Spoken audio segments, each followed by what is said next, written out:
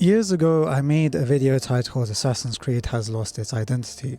It was my first attempt at creating one of those essay type videos that you'd see during back then. I wanted to be a YouTuber who made videos like that, someone who displayed critical thought and made insightful video essays. Looking back, I could only cringe at my young 18-year-old self. This was during a period in my life when I was still passionate about Assassin's Creed. I was still hopeful that the series could return to form after it had continuously disappointed me year after year. I remember buying each Assassin's Creed game until Origins, hoping to find even a sliver of some redeeming quality that indicated that there was a potential for this franchise to find its footing once more. But I have since outgrown the franchise. I've grown disillusioned and no longer harbour the same love and hope that I once did. I'd like to think that I've developed my critical thinking and emotional intelligence, that I've matured and become more nuanced. There have been more Assassin's Creed projects released and announced, and while Ubisoft have abandoned the practice of yearly releases, I don't believe it's had any bearing on the quality of the games that they are releasing now. Now, I can only express this opinion as an outsider since I've only played Valhalla since I played Origins, and even then, I didn't complete the game.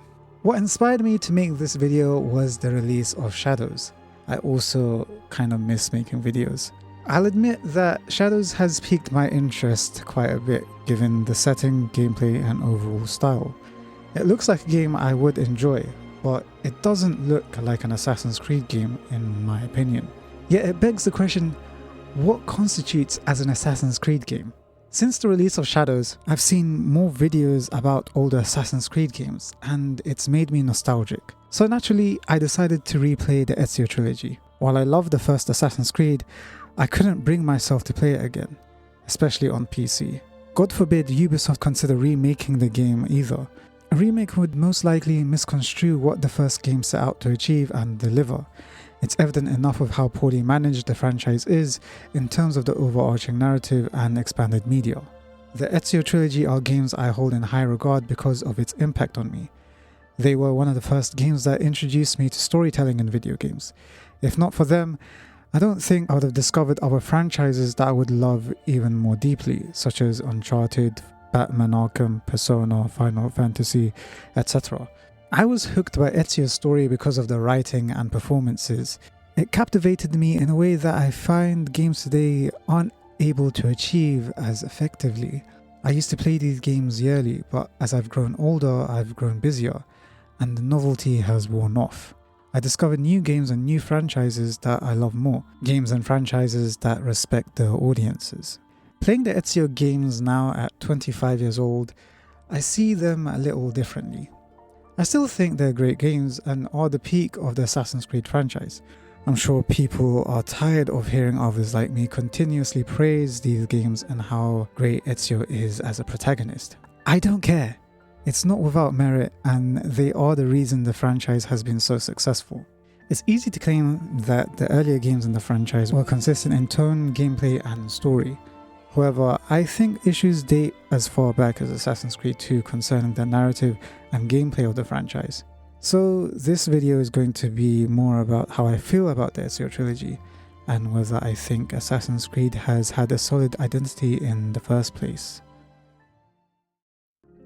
Assassin's Creed 2 is a direct continuation of the first game, and it reminded me that each game until 3 was a direct continuation of each other. This was something I liked about the franchise. We were always picking up where we last left off. There were no gaps to be filled in with comic book story threads or any other expanded media. We saw Desmond grow and develop as a character throughout these games, from a bartender to embracing his heritage as an assassin. It also lent to the feeling of each game being conjoined. They all served a purpose in the grand scheme of things in Desmond's story, but we all know how that turned out. I'm one of the people in the minority who believes that the modern day narrative mattered in Assassin's Creed. It served the players and the plot with a purpose. It was engaging, thought-provoking, and in general a great sci-fi concept. It's still such a cool idea that someone could relive the memories of their ancestor because of DNA passed down. It was somewhat based in reality and it was believable. But as we've seen time and time again, the modern day narrative is now negligible. Ubisoft would rather prioritize the player base who are more inclined to play a power fantasy game filled with action and epic moments rather than something with actual substance. If you're part of that player base, I hate you.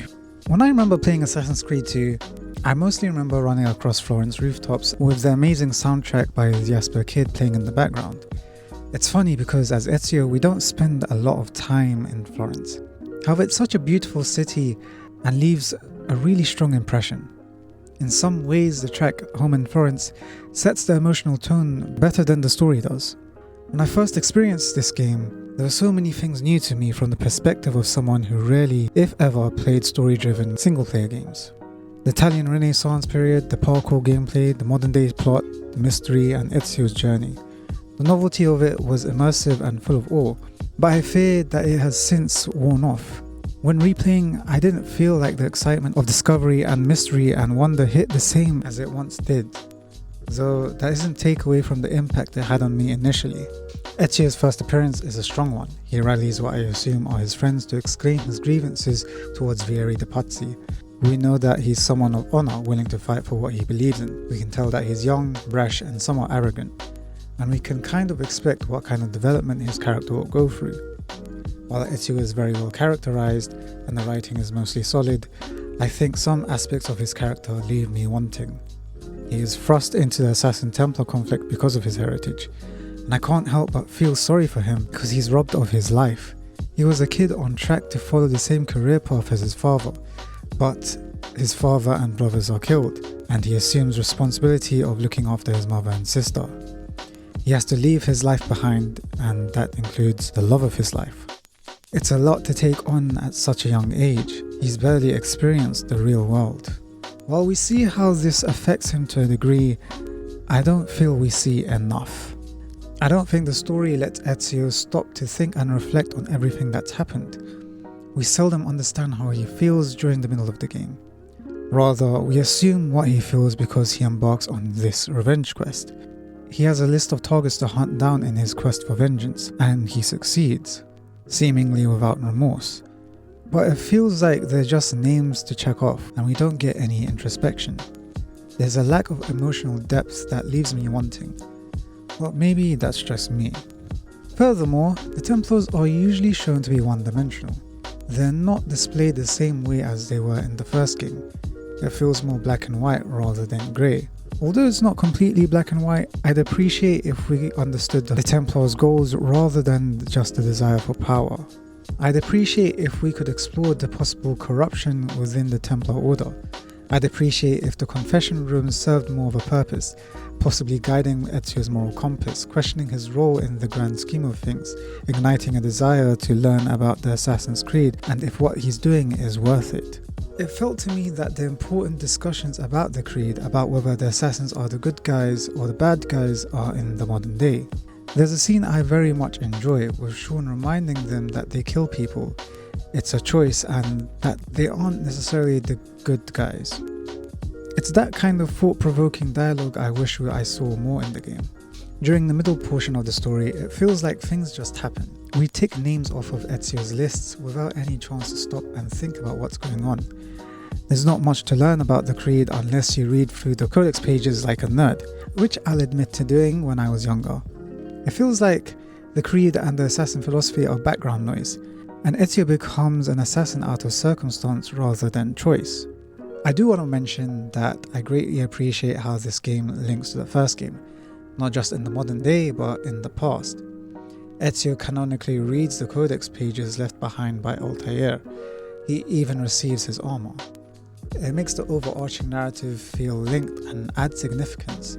It truly feels like a sequel, even if the two time periods are centuries apart. I always appreciate when sequels acknowledge the predecessor and build upon it. In the last act, everything starts to come together. We see Ezio joined by his allies who helped him throughout the game, and they're revealed to be assassins. It's very coincidental, but it's still a very cool scene. There's not much for me to say about the end of the game. I think the decision to spare Rodrigo is stupid, since he's killed every other Templar involved with his family's murder. I could go more into detail about this and the rest of the narrative, but I think other videos explain this better than I can.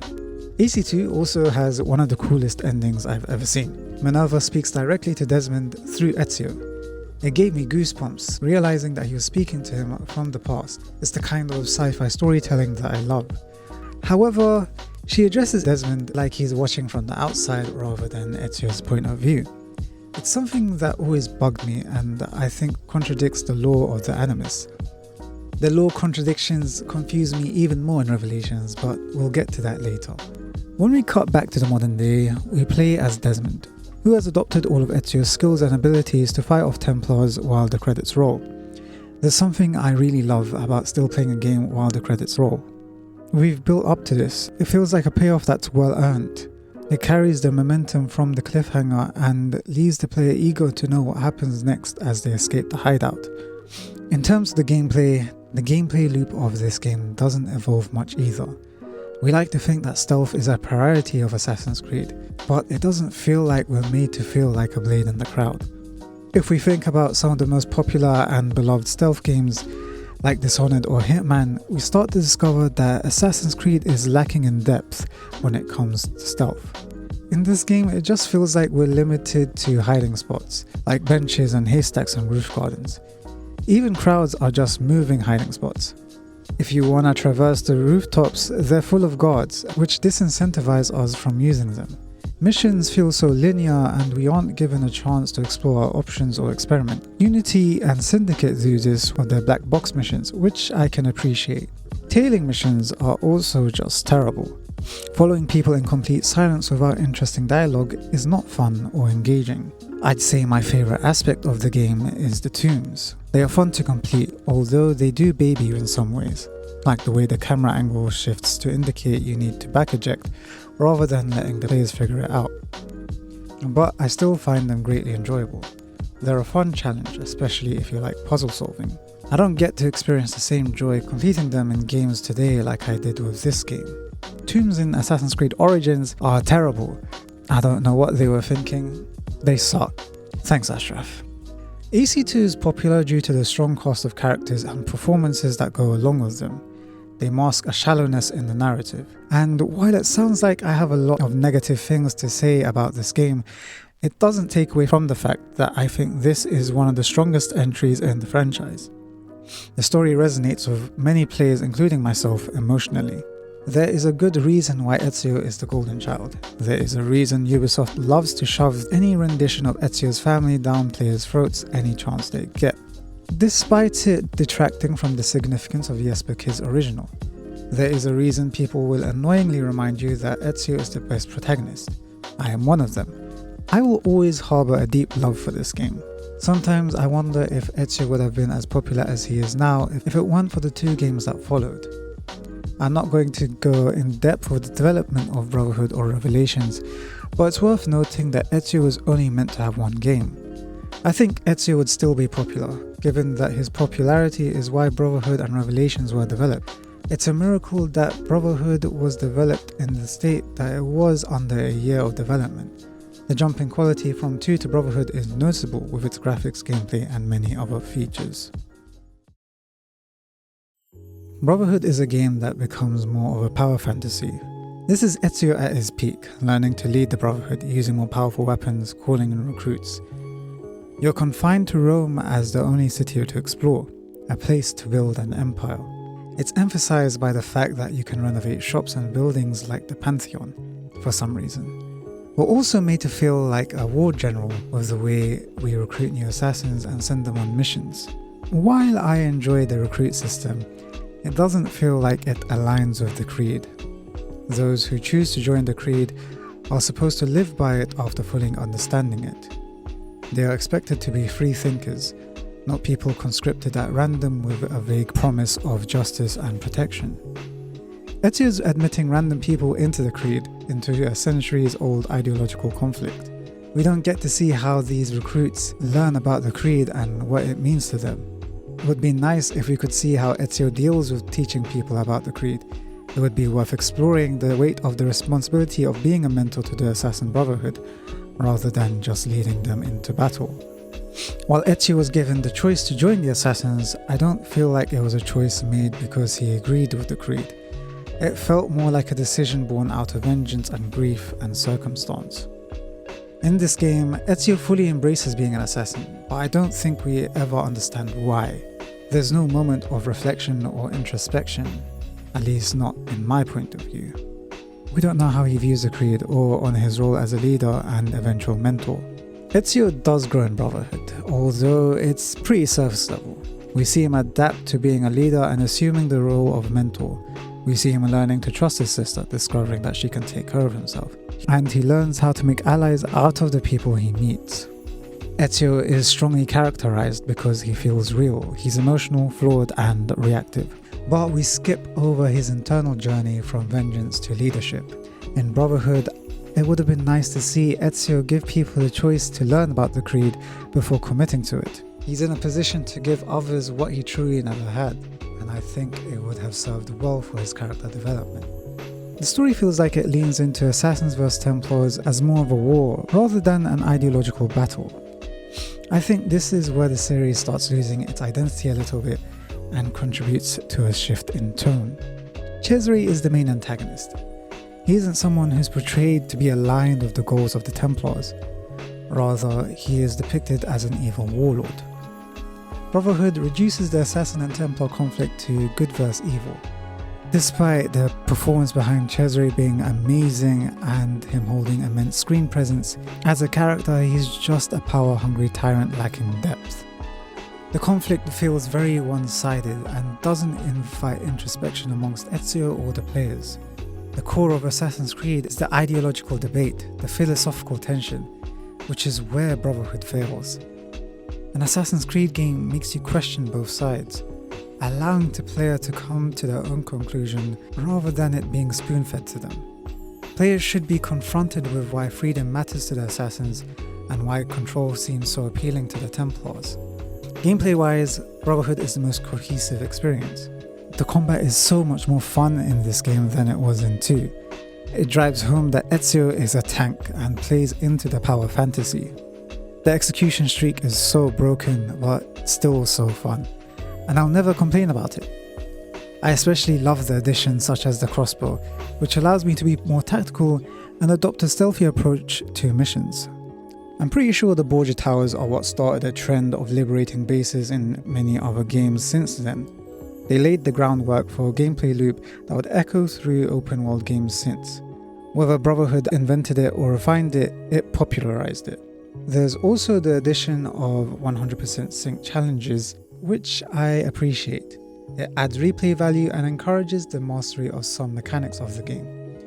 However, sometimes it feels like the player has to play in a specific way to achieve the 100%. Some conditions are too rigid or they punish experimentation, and if you fail, there's no way of reloading a checkpoint. You'll have to start the mission from the beginning, and that is very frustrating. I also appreciate how the systems in the game are interconnected somehow. Rebuilding Rome comprises freeing areas of Borgia influence, renovating shops and landmarks, and recruiting assassins. I especially love the Romulus tombs. Each tomb feels distinct from each other with unique level design. There's a focus on traversal and puzzle solving, which is more of the same of what I enjoyed from 2, just more refined. They offer a break from the standard gameplay loop, and I always find myself enjoying them on my replays. I think Brotherhood builds upon everything AC2 introduced in a great way. However, it came at a cost. Since then, the series has favoured scale over subtlety. It became less about the Creed and more about the brand. The modern day in this game was still active and meaningful. It was less intrusive than the 2 games before it, yet it still held weight and purpose. The players were free to leave the Animus and have conversations with Lucy, Rebecca and Sean. It added to this world. It added to their dynamics. You grew to care about them and get attached to them even more than in AC2. In Brotherhood, Desmond becomes more of an active participant amongst the assassins. He's learning and improving. There's a clear sense of urgency and progression. It ends on a huge cliffhanger, leaving players feeling eager to discover what happens next. But we all know how that worked out. Brotherhood was the last game where the modern day plotline truly mattered. That being said, Brotherhood is probably my favourite game within the series for how polished it is. Each replay I find myself drawn back in because it feels great to play. Everything in this game feels intrinsically connected, feeding into each other to deliver a tight, cohesive experience. Even if the story lacks the introspection I wish it had, the game delivers a satisfying experience. Revelations is a game that I still very much enjoy when I replay. I love the setting of Istanbul. The orange glow, the atmosphere and soundtrack led to the distinct identity of the city. It gives the game a fresh tone and is a welcome departure from the Italian Renaissance. While the game picks up where we left off in Brotherhood after the death of Lucy, the modern day kind of takes a back seat. I still enjoy what it offers. Seeing Subject 16 in person is a huge payoff. Desmond's identity crisis after experiencing the lives of Altair and Ezio add weight to his personal story. However, the first-person puzzle platforming isn't exactly an engaging way of telling his story. It's optional and offers a change of pace, however, the level design is lacking and not meaningful. It's indicative of the limited development time Revelations had. Revelations is where the crack starts to show for the franchise. It suffers from a short development cycle. It doesn't innovate, it feels unpolished. While Brotherhood refined and built upon what came before, Revelations merely recycles. The gameplay loop is more of the same. There are some additions such as bombs and the tower defense minigame, but they don't leave an impact. These systems feel like they're part of the game for the sake of novelty. They don't necessarily add to the experience of being an assassin. Additionally, some returning mechanics become more tedious. The renovation system penalizes you with an increase in notoriety, and there are fewer options to lower it as opposed to 2 and Brotherhood. The Borgia Towers are replaced with Templar dens. The game does not refine what came before, rather it adds roadblocks. Revelations is supposed to be Ezio's emotional send-off. I would argue it's the most reflective and introspective we see Ezio. We see an older, wiser Ezio, more reflective and less impulsive. He is positioned as a man looking for answers, yet the game never puts him in situations to force him to question anything. However, there's still much I enjoy about his story in this game. The budding relationship between Ezio and Sofia is something I appreciate, given Ezio's tragic history with Christina. It's meaningful to see Ezio open himself up to romance again. It adds warmth to a character who is otherwise surrounded by death and loss. After a long time of being dutiful, he finally allows himself to want something for himself. This romance is like a quiet rebellion against the life he was forced to live. There's something satisfying about how Revelations brings the story full circle. I don't think many people expected to see Altair in an Assassin's Creed game again, especially not in an Ezio sequel. In some ways, you could consider Revelations a sequel to the first game as well as Brotherhood. The game bridges the two protagonists through the narrative, through ideology, through emotion. Altair's memories give weight to the creed. His story demonstrates what it costs to be fully devoted to the creed. Through his memories, Ezio sees what a life of loyalty can cost, and perhaps maybe a bit too late. Altair does not die in glory or battle. He dies alone, in a library, sealing away the knowledge he spent his life protecting. However, it does feel like there are narrative retcons to make the emotional beats land in Revelations.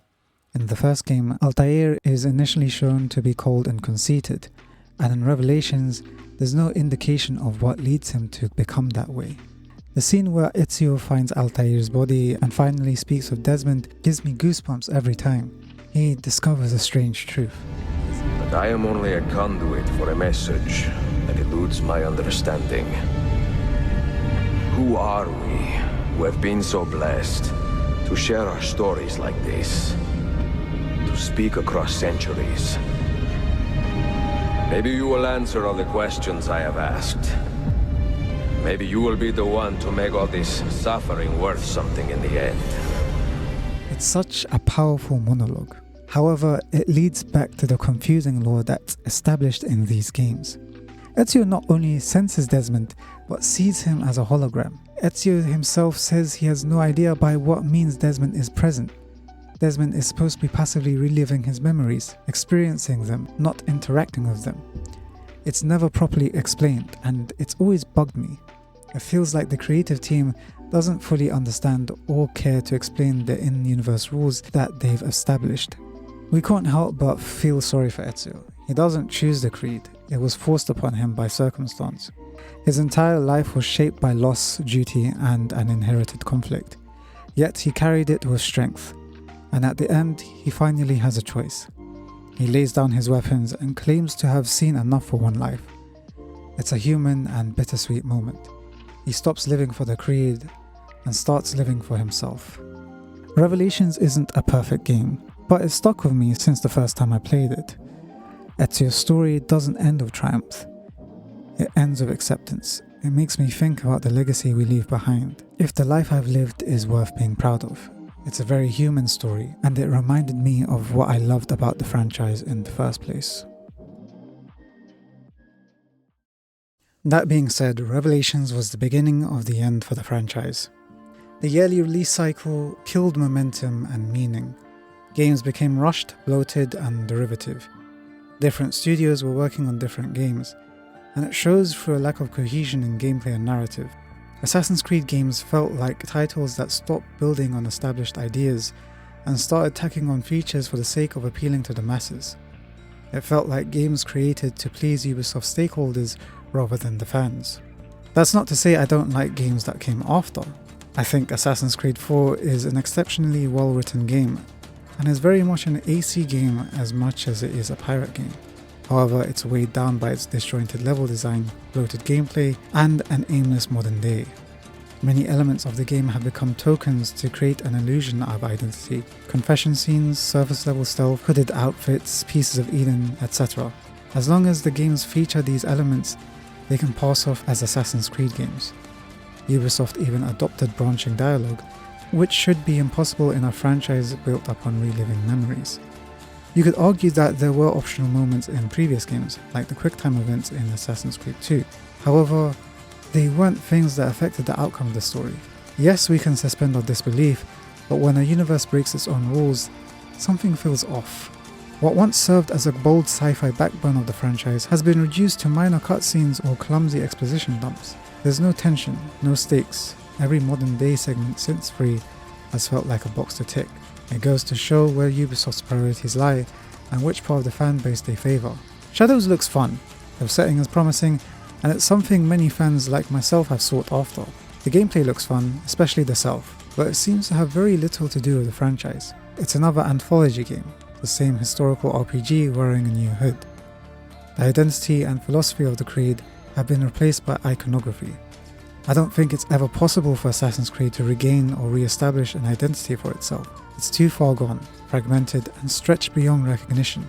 However, I'm grateful to have experienced the first few games when I did. It inspired my love for narrative-driven games, and as such, I've discovered many franchises that I adore. Franchises that respect their fanbase and don't compromise the vision for mass appeal. Assassin's Creed could have developed upon its identity. Ubisoft chose to forsake that, choosing spectacle over substance. And now, all we're left with is a shadow of what could have been.